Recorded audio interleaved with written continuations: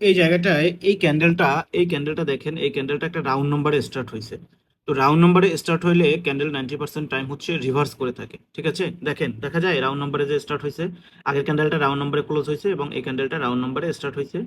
আর আমি কিন্তু আমার স্টুডেন্ট সবাইকে বলেছি যে রাউন্ড নম্বরে ক্যান্ডেল স্টার্ট এবং ক্লোজিং হইলে ম্যাক্সিমাম টাইম হচ্ছে পরের ক্যান্ডেল রিভার্স করে থাকে। আগের ক্যান্ডেল যে কালার থাকে তারপরের মানে রিভার্স করে থাকে। বাট আমি এটা বলার পরেও আমি কেন এখানে আপে ট্রেড করছি এটা একটু বোঝার ট্রাই করেন, ঠিক আছে? এটা একটু বোঝার ট্রাই করেন। আমি ছোট করে হচ্ছে মার্কেটের স্ট্রাকচারটা একটু দেখানোর ট্রাই করি। মার্কেটের স্ট্রাকচারটা দেখছেন কিনা? মার্কেটের স্ট্রাকচার দেখছেন, এই সোজা এটা একটা রেজিস্ট্যান্স লেভেল, এই সোজা এটা একটা স্ট্রং রেজিস্ট্যান্স লেভেল। মার্কেট বারবার এই জায়গা থেকে রিজেকশন, বারবার রিজেকশন, বারবার রিজেকশন, বাট মার্কেট তো ডেফিনেটলি যারা লেভেল থেকে ট্রেড করে এই জায়গায় এসে মার্কেট এখন ডাউন ডিরেকশনে আসার কথা ছিল। আরো একটা কনফার্মেশন আছে, মার্কেট হচ্ছে ওখানে আপনার রাউন্ড নাম্বার স্টার্ট হয়েছে। তো ওভারঅল অনেকগুলো কনফার্মেশন কিন্তু ওখানে ছিল। আমি ছোট অবস্থায় মার্কেটটা দেখছি, দেখেন কিনা, এখানে কিন্তু অনেকগুলো কনফার্মেশন ছিল। বাট তারপরেও কেন ওখানে কন্টিনিউ করে গেল?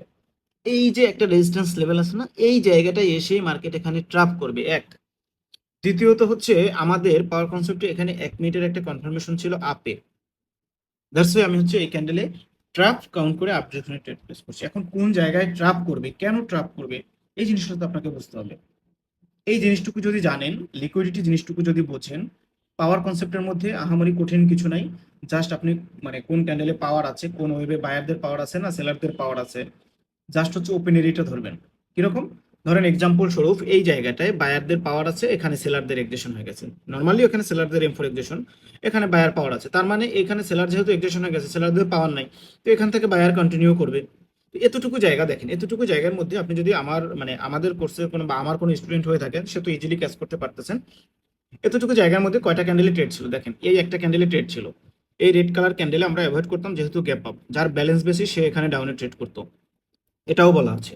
এই ক্যান্ডেলের পরে এই ক্যান্ডেলে আমরা একটা ট্রেড করতাম। এখানে কয়টা ক্যান্ডেলে ট্রেড হলো, এক দুই তিন, ঠিক আছে? এই ক্যান্ডেলটার পরে এই ক্যান্ডেলে একটা ট্রেড ছিল।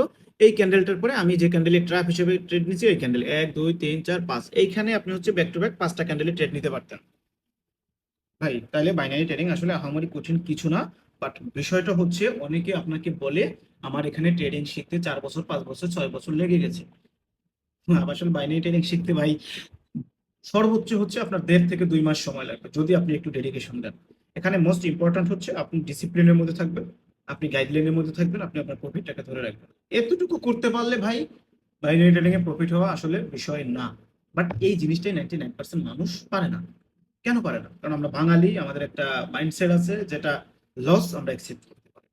বাট লস হচ্ছে ট্রেডিং এর একটা পার্ট, এর মানে এটা নয় যে আপনি প্রতিদিনই লস করবেন বা 5 দিনের প্রফিট মার্কেটে একদিনে দিয়ে দিবেন।